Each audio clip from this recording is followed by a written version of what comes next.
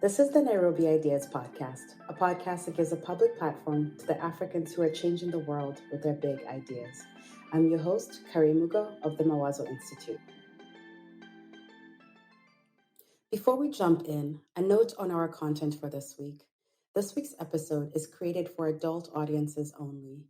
We advise listener and reader discretion for discussions of gendered and sexual violence, portrayals of sexuality, discussion of mental illness, and existential struggles. If you are not comfortable about this kind of thing, you may want to skip this episode and catch up with us on the next one. I'll give you a couple of seconds before we continue. Today, Thursday, November 25th, marks International Day for the Elimination of Violence against Women. November 25th also marks the start of 16 days of activism against gender-based violence. This is an annual international campaign that runs until Human Rights Day, which is observed on December 10th. The goal of the campaign is to call attention to the need for prevention and elimination of violence against girls and women, which has been on the rise under COVID-19 especially. In episode 4 of this season, we interviewed two human rights researchers in Kenya and Nigeria, and as part of this discussion, we began to talk about how the human rights of girls and women on the African continent remain either unmet or compromised. For episode 6, we really wanted to hone in on why exactly half the world's population is being affected disproportionately by a crisis that we are all facing. But more than that, we wanted to talk to researchers who are working with girls and women who are doubly marginalized. This includes girls and women who are living in refugee camps and people living with disabilities. Our first guest works at Dadaab refugee camp in northern Kenya. Dadaab is one of the longest-running refugee camps, which was established in 1991 as civil war broke out in Somalia. It is also one of the largest refugee camps in the world, with a population of just over 218,000 individuals. This is according to the latest estimates from the UNHCR, which is the UN agency that works with refugees. Welcome to the show. Thank you so much for being on the podcast today. Can I start by asking you to introduce yourself to our listeners? My name is Ngina Judy. I am a child protection officer, and my designation is that I'm a senior case management officer here at Teredes Homes. Teredes Homes is an organization that does child protection, and specifically here in the Dadaab refugee camp, we do what we call refugee protection. So besides that, I'm a researcher. I'm a PhD candidate at the University of Nairobi. I'm at the School of Gender and Development, and my research focus is on gender, agriculture, and climate change. So the nexus between the three. Yeah, that's me in a nutshell. I mean, your interests are so varied and interesting. There's gender tying, I think, many things together, but there's agriculture, there's development, there's, working with refugee populations. If I can pull back then into your work as a protection officer, I'm curious what you have seen in terms of how your work has been affected by COVID-19 and our ability to realize the promises that we've made to refugees who are in the country or who are coming into the country. What's changed in the last 2 years at Dadaab? We have seen a change, and not only in refugee camps, just globally, on how we work, number one, on how we interact. We have seen the possibility of us being able to engage in conversations from very far distances. We have made the world almost like a global village. We had tried to envision it before COVID, but COVID has really made it a reality. And the same is here.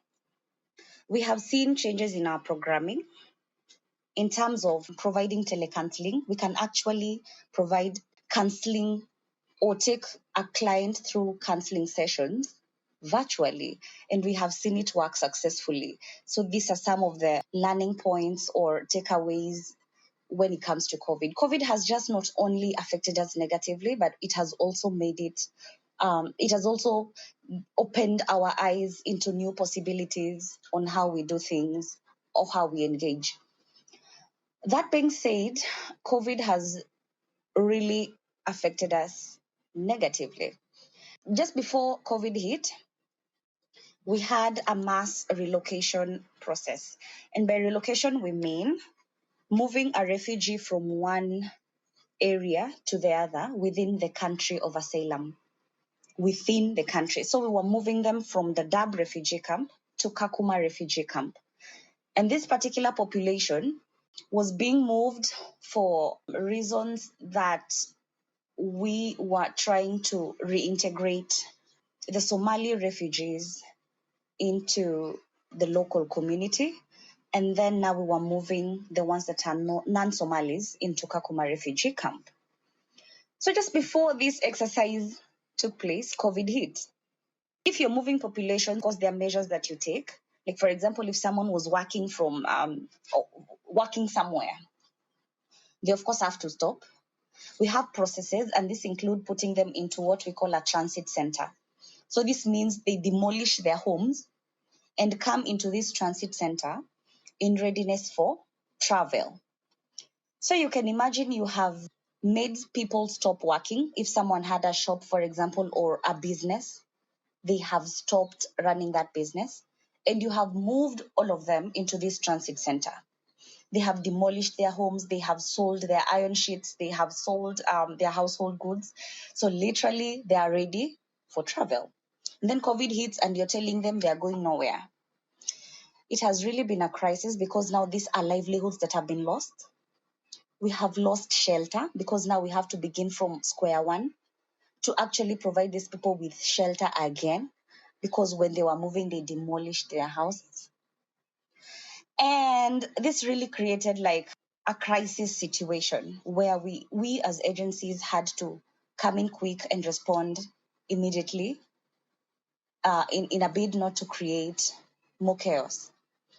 So we see loss of livelihoods. And what is the impact of loss of livelihoods? We see children going into child labor.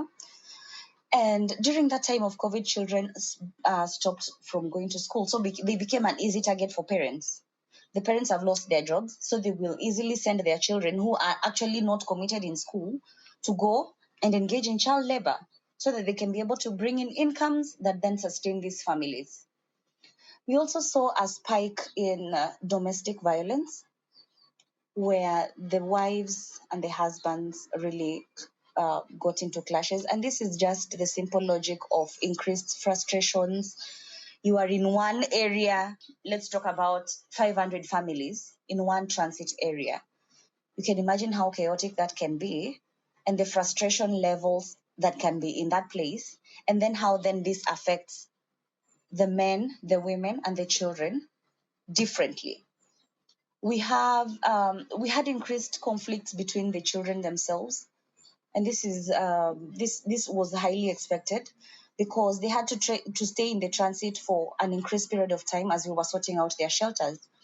So these are children who have been forced to stay together, who have been forced to break the friendships that they had, and try and come to form new friendships amidst the chaotic situation that we have. So it was just generally speaking, we saw many girls going into or becoming easy targets for sexual abuse and exploitation.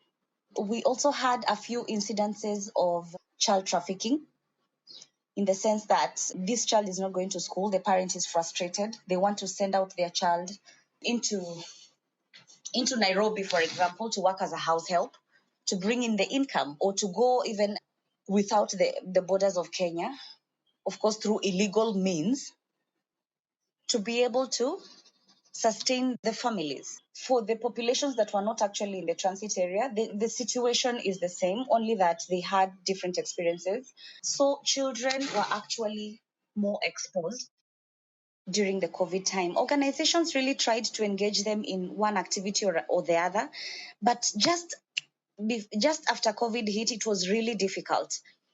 In as much as the COVID times progressed, we would provide them with PPE kits, and we would be able to do a few one-on-one activities.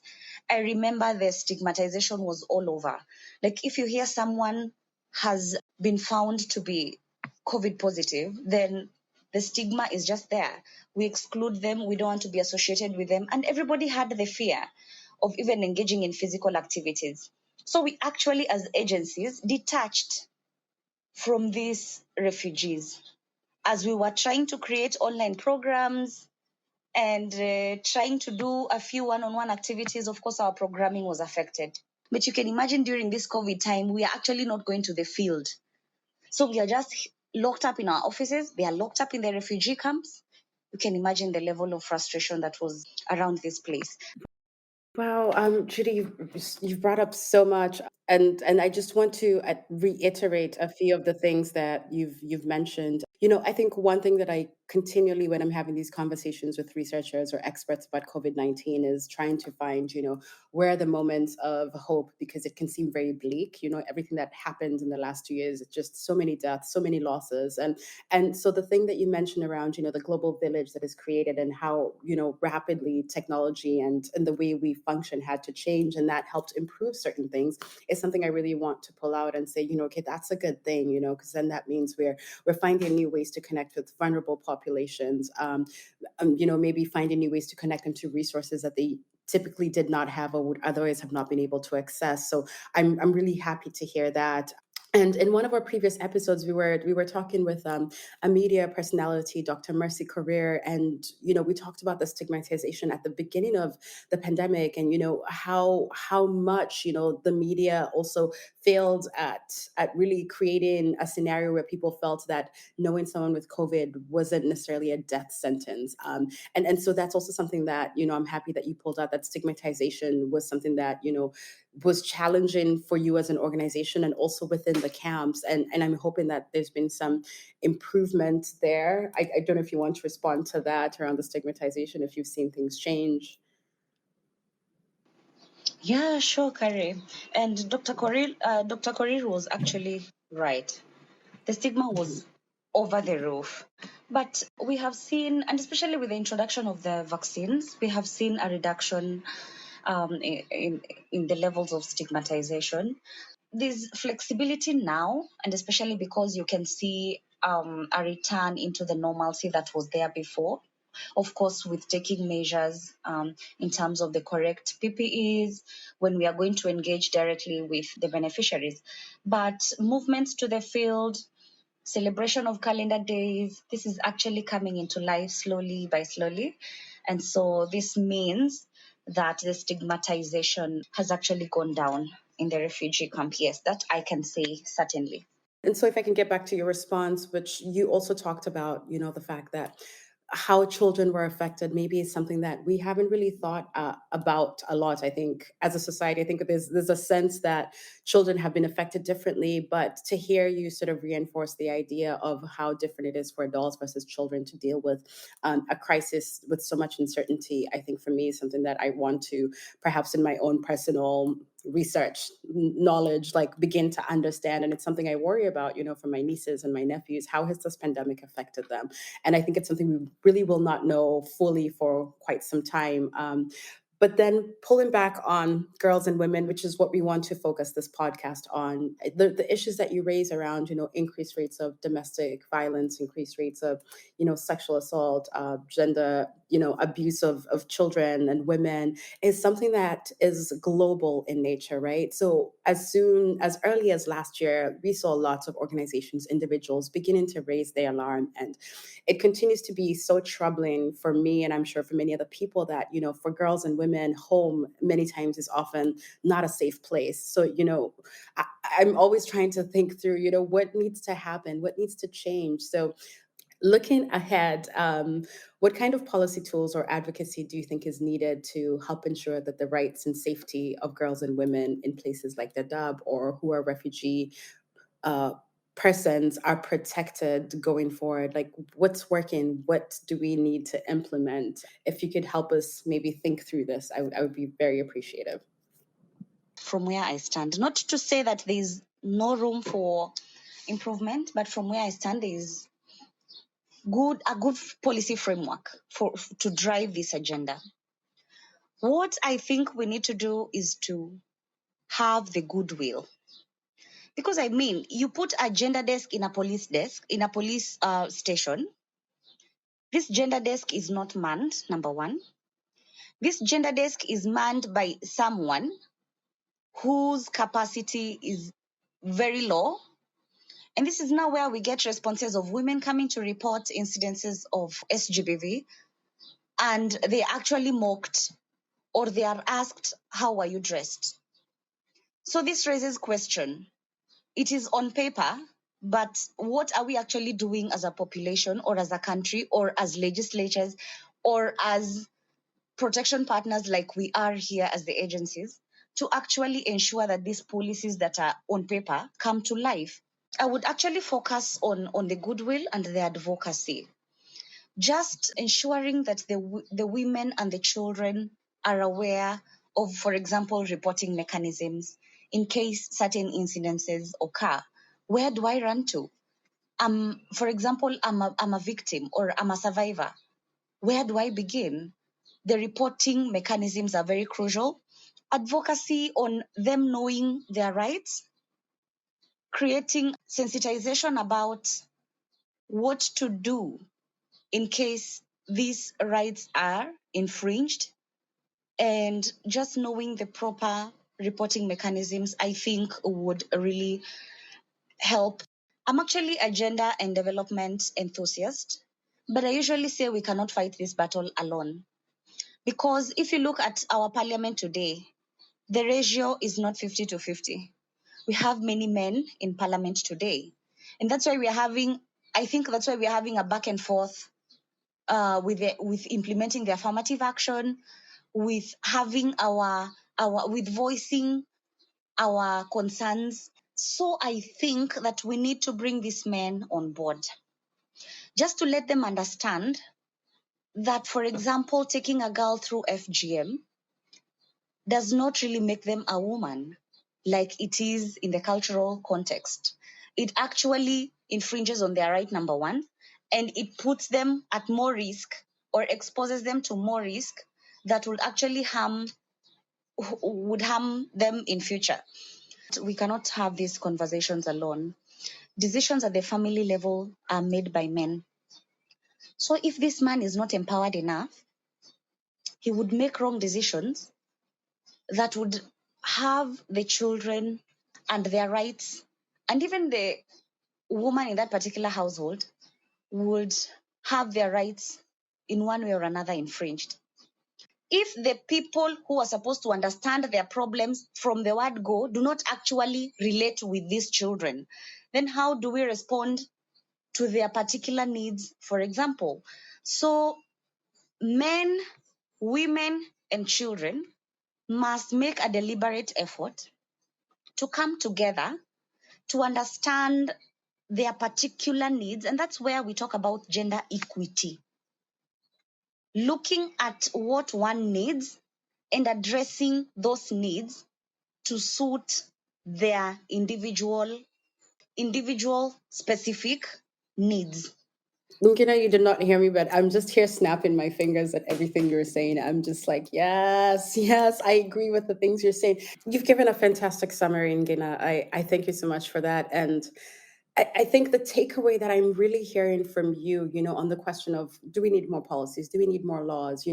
And basically how we can use the tools that we already have. So that it's just that we need more participation and engagement with what exists. Like, it's there. So I think what you're asking is for just more societal engagement, in a way that can bring us to better, more equitable, more inclusive solutions and places. And the takeaway for me that I also always just try and apply in all my life, when I'm having these conversations with people, is that this is going to get us to a better place, all of us. Like you're saying, it's not men fighting women, it's not the adults versus the children. But if we all work together and use the tools we have, it gets us all, every single one of us, to a better place in society, to better livelihoods, better daily lives, better long-term futures. And that's such a powerful message, just to remember that it's not a women's issue or a girl's issue, it's an us issue.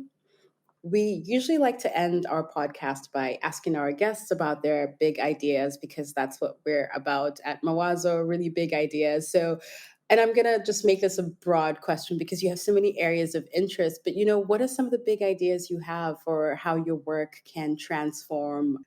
the society or create the future that you envision? I don't know what you mean by big, but actually, I have small ideas. I believe Rome was not built in one day. And a journey of 1,000 miles begins with one step. I just believe in the policy or in the strategy of taking a day at a time. I learned that when I came into the refugee camp the very first time. When you come here, Kare, you see life from a very different angle. The vulnerability levels are extremely high. You do not know where to begin, you do not know where to stop.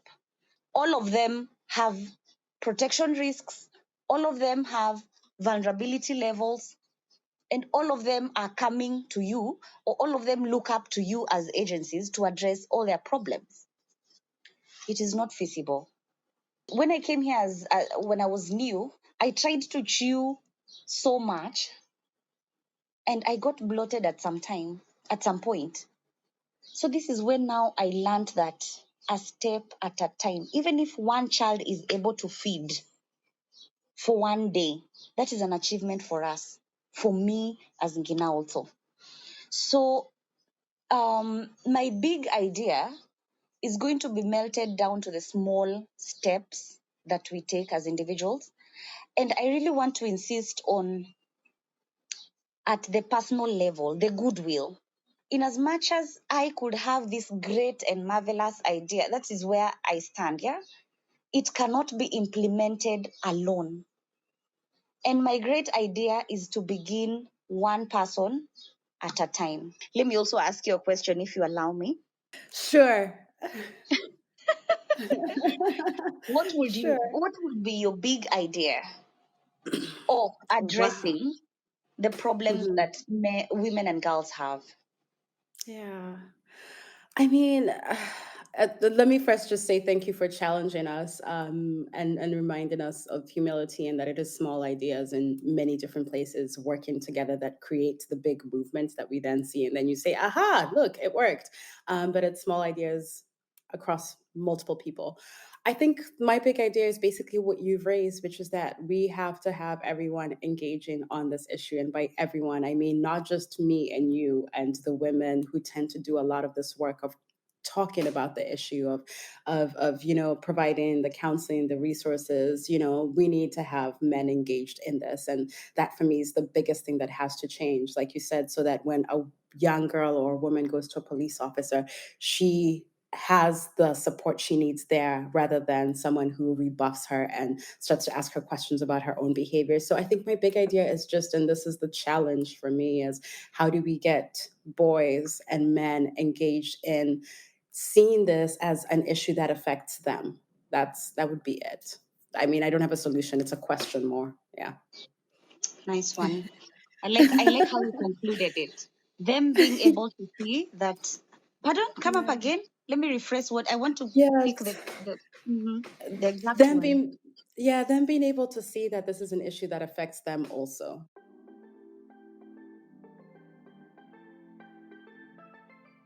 So that's the situation for girls and women who are living in refugee camps like Dadaab. But to help us get a fuller picture of just how girls and women are living through the pandemic, we also invited a gender and human rights specialist who has a particular interest in disability rights.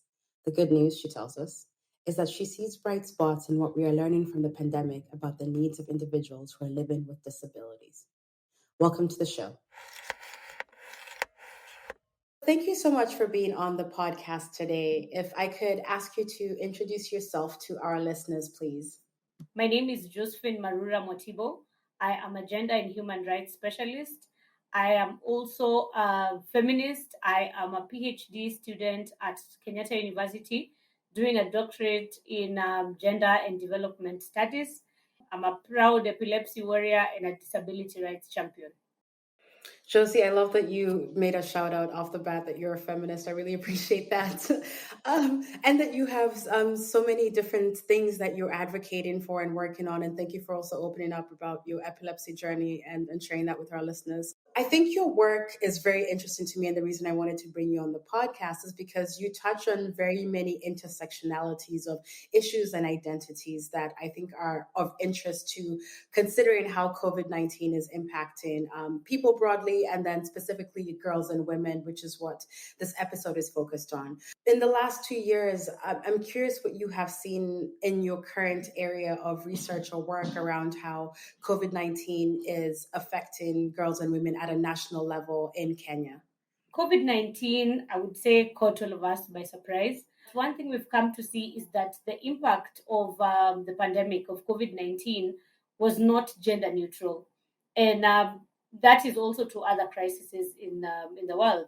And COVID-19 was not an exception. So there's so many things that came with it, so many negative effects, negative impacts that, on education, on employment, and they're still having consequences. And they're still going to have long-lasting consequences if they're not addressed. And they will also reverse the hard-won gains in gender equality that we have made up until now. So if I can maybe start on the challenges that, were emerging, that emerged with the COVID-19 pandemic, especially on women and girls, I would start first of all with the increase in gender-based violence. I would start with gender-based violence because I'm a gender-based violence expert. It's one of the fields that I study. It's one of the things that I do on a daily, day-to-day basis.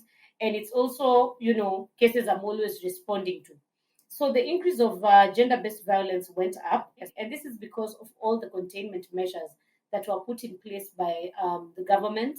All governments had to put restriction of movement, schools were closed, businesses were closed, and everyone had to stay home. So that staying home also brought about a lot of domestic violence, because if you stay in one environment with someone or with people one time, morning to evening, evening to morning, there's bound to be some friction, because those are the good things that come with going to work and coming back, because you get to take a break, like from your family, from your spouse, from whoever it is you live with in the family unit, and come back later. So that was attributed to also not just the movement, but also the job loss. People lost their jobs, and with that came a lot of stress because someone could not be able to provide for their families. And also we saw an increase in child pregnancies. Like in Kenya, we had the Ministry of Health reporting that 4,000 girls aged 19 and below all became pregnant. This is a very, very big, large number of girls who got pregnant within a short period of time. This is because the schools were closed, the girls were at home, and we need to just start thinking about, what do schools even do for our children? Because that is when people came to realize that teachers play a very big role in the lives of children and in mentoring them. And, even the time the children spend in school is something that is very beneficial, not only to the school, but also to the parents and to the children themselves. So as they were at home, they got engaged in a lot of peer pressure. They started doing a lot of things. And we can also attribute some of those child pregnancies to sexual exploitation. When children are in school, they're able to get sanitary towels, for example. And all the sanitary towels that these girls are given in school, they did have access to them. So we come and see that sexual exploitation, that's where it came in. Most of these girls, and working with them in the field, reported to us that some of them were exchanging sex for pads, in the sense that they would have to sleep with some of these men so that they could be able to give them money to buy the sanitary towels. Then also we are seeing that with the increase in child pregnancies, there was also sexually transmitted diseases and infections, HIV. There was psychological, social, and economic consequences that came around with COVID-19. We're also looking at the persons with disabilities, because the persons with disabilities, for example, in Kenya, are 10% of the population. This is like 4.4 million, according to the Kenya census that was held in 2019. This is 10% of the population. On a normal day, women and girls are really exposed to sexual violence. So you think about a woman who is a woman and she's also a woman with a disability. She is bearing twice the risk. So she has a double disadvantage or double discrimination, if we can call that. So these women and girls were, when their movement was restricted, most of them live in the rural areas, because most people living with disabilities, you find them in the rural areas. And when the movement was restricted, they couldn't be able to come for treatment, especially in the towns. They couldn't be able to come for therapy. They could not be able to have access to medication. So their health was not monitored as it's done on a usual basis. So this was also a violation of their rights with regards to health. Also, when it comes to health services, there are communication barriers, because during the COVID pandemic, we had a situation where the hospitals were so packed, and all they were dealing with is, COVID infections and all of these things. So when you went there and you wanted therapy, for example, you wanted, you wanted therapy, you wanted to do your normal clinic, like you wouldn't find some doctors available, because all of them were dealing with the crisis that was COVID, and was dealing with the infections and all the patients that were coming with it. And also they couldn't go to the hospital, because the hospitals are also like a COVID-19 infection zone. So really no one wanted to go there. And like for the ones who like have visual impairment, or they have hearing impairment, for them there was a communication breakdown, because you couldn't find a sign language interpreter.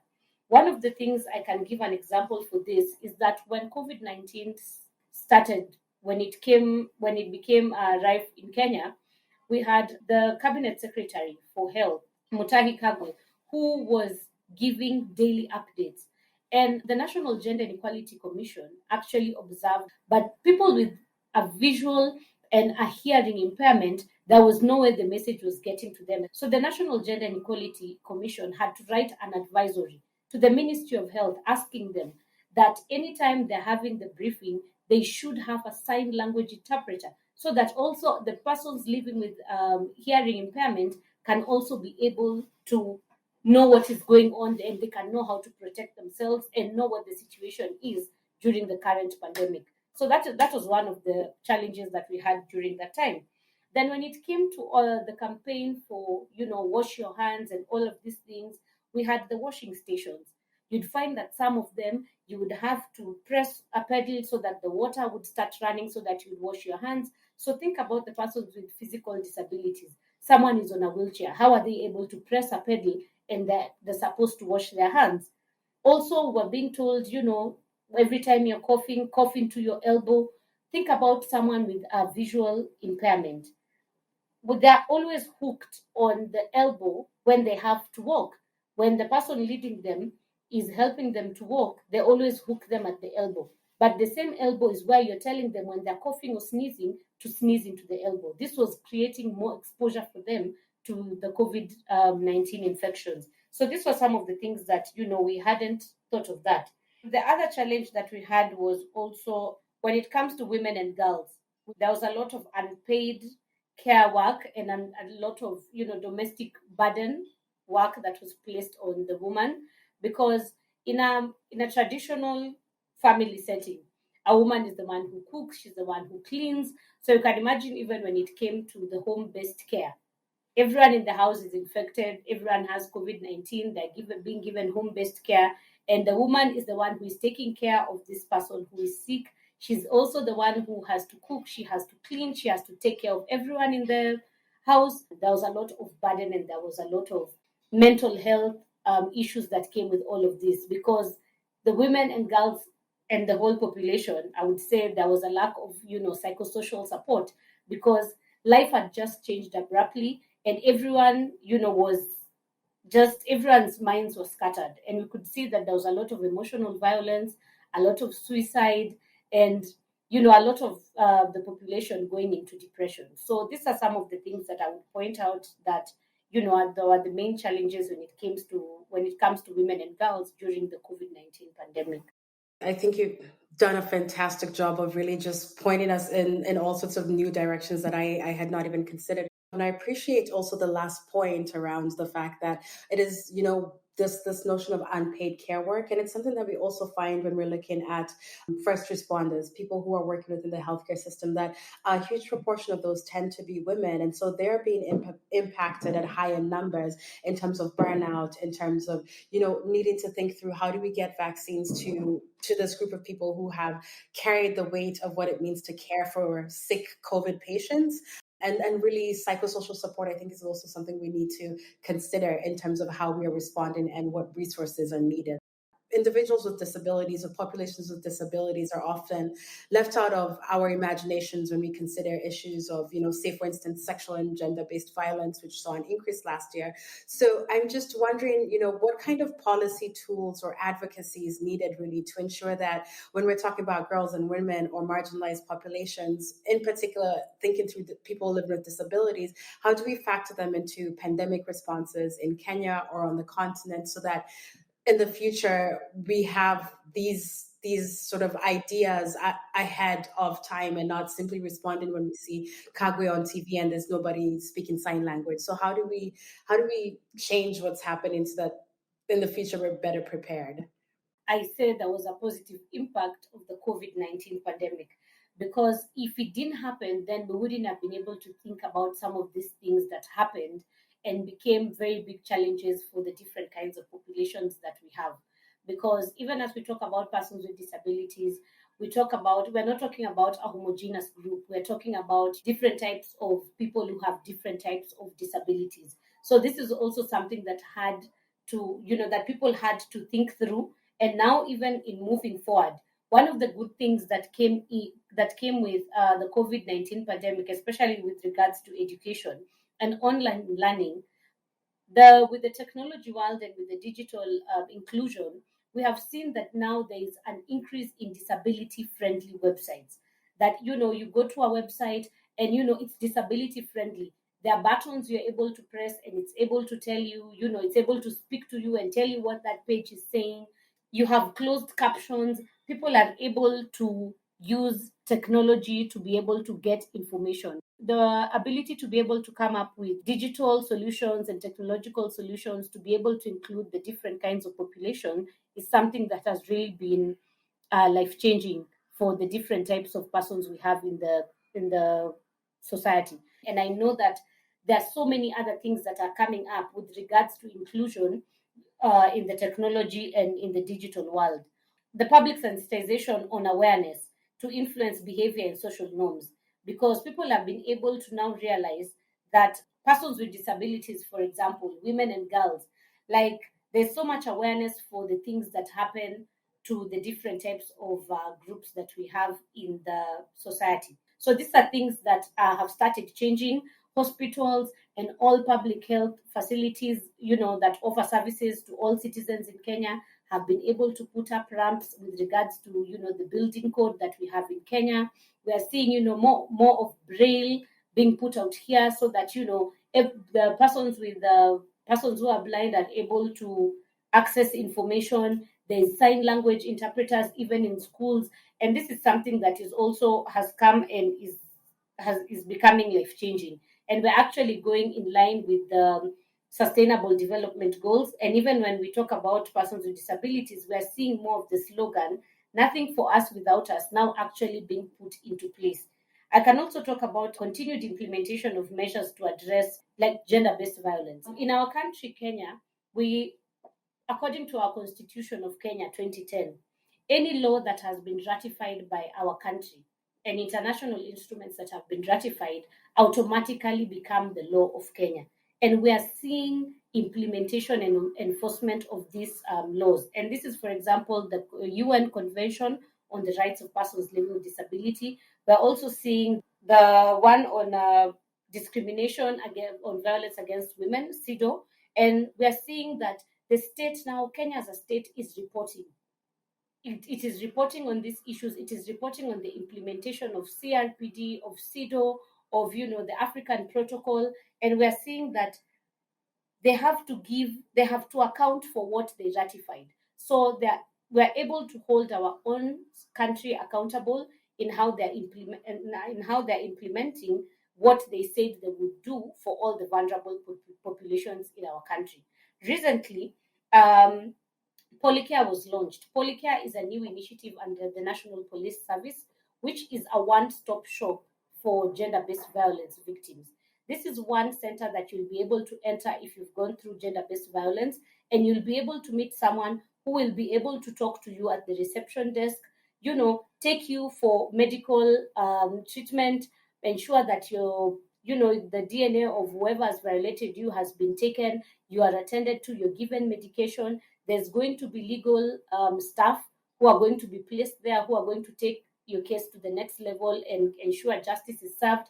There's going to be forensics who are going to ensure that the DNA is captured and they're able to go through it. There's also going to be psychosocial support where there's going to be, counselors who are going to be on site, who are going to talk to you. And they're also working with other stakeholders to ensure that there's a shelter. They're working with shelters so that you can be able to get protection. So this is a very good initiative that has come. And the one thing is that now there's no longer the working in silos.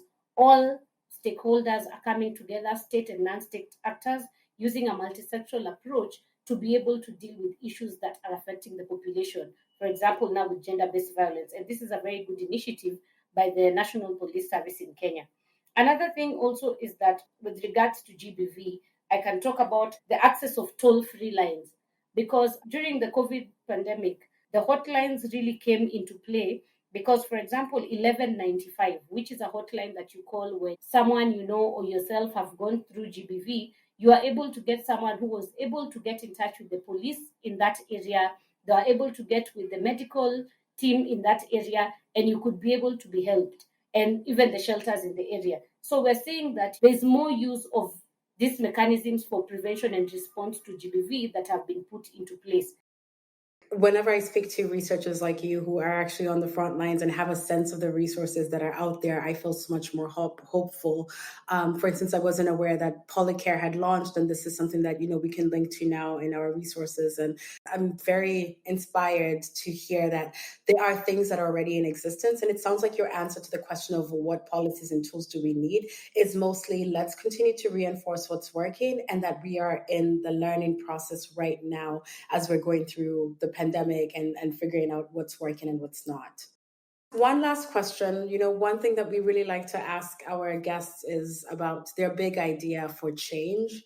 So you have very varied interests, your varied research interests. I'm curious if you have one big idea or two big ideas around how you think your work can really, improve outcomes for the communities you work for, or the things that you envision your work being able to do when you look back 20 years from now and you're like, okay, we were able to do this. What are your big ideas for yourself and your research? My PhD research is prevention and response mechanisms to sexual and gender-based violence for women and girls living with intellectual disabilities. Women and girls living with intellectual disabilities are at very high risk and are, at a very high risk of sexual violence. And I think we've really never thought through what really happens to them, because in our society, and even when it comes to the different cultures, the different religions, persons with disabilities, and especially intellectual disabilities, are seen to be a curse, and no one really likes to talk about them. Sometimes you'd find that in my area of work, sometimes we found them tied to a chair, and the people in the house have all gone to work, and the person was left there in the house on their own. It makes it easier for someone to just enter the house and abuse them and rape them, defile them, and do all sorts of things. So this is something that really touched my heart, and I was just like, I really need to find out what are the prevention and response mechanisms when it comes to dealing with women and girls with intellectual disabilities when they go through sexual violence. And I've actually come to see that there are very many policies in practice. There are very many policies, there are very many laws, but none of them is specific to women and girls living with intellectual disabilities. So my big idea is that I want to get champions of change. I want women and girls with intellectual disabilities to be able to share their experiences. So this is one thing that I want to actually do my research into. And I also want to just urge the media to come up with a positive representation when it comes to women and girls living with intellectual disabilities. I want us to change the narrative of the pity party of, oh my gosh, this person has Down syndrome, they have autism, they have cerebral palsy, they have epilepsy. Oh no, they're fragile. No, they're not fragile. They're just differently abled, and they're able to do everything that everyone else can do. It's just because they do it differently. And we have to be able to learn what differently means, and to be able to learn how to exist with them in the same society, so that they can also feel like they're part of the society and not discriminated or frowned upon. Last thing I'd like to say is that women and girls living with intellectual disabilities are not asexual. So anytime you see any of them pregnant, don't think that they are a victim of sexual violence. They are able to choose when and if they want to have children. So we need to get rid of this pity party, start seeing them as citizens of the society, as human beings who are able to do things on their own. They're able to live independently, but they do need our support. Persons with disabilities are not actually disabled. They're disabled by the environment, because we have not provided them with the space and with the access to materials and education and everything that they need, all the assistive devices. We've not been able to give it to them, and we always think that we are the ones with the solutions to their problems. They have a voice. We need to hear their voices, and we need to give them a space on the table to be able to come up with solutions for themselves. You have said some very powerful things, some things that are very challenging in terms of how we think about individuals that are amongst us. And I really appreciate your input. To our listeners, we will have links to some of the reports and resources that Josie mentioned in this conversation. Thank you again for being on the podcast. Thank you. Thank you. To find out more about our guests, find links to information that was shared in this episode, or to listen again, you can find us permanently on the Nairobi Ideas podcast page at mawazoinstitute.org/podcast. You can also subscribe to the Nairobi Ideas podcast on YouTube, iTunes, Spotify, Stitcher, Google Play, or wherever you get your podcasts. The Nairobi Ideas podcast is brought to you by the Mawazo Institute. We are a Nairobi-based research organization that is focused on female thought leadership and public engagement with research. New episodes drop once a week on Thursdays. Till then, from all of us here at Mawazo Institute, bye and keep it nerdy.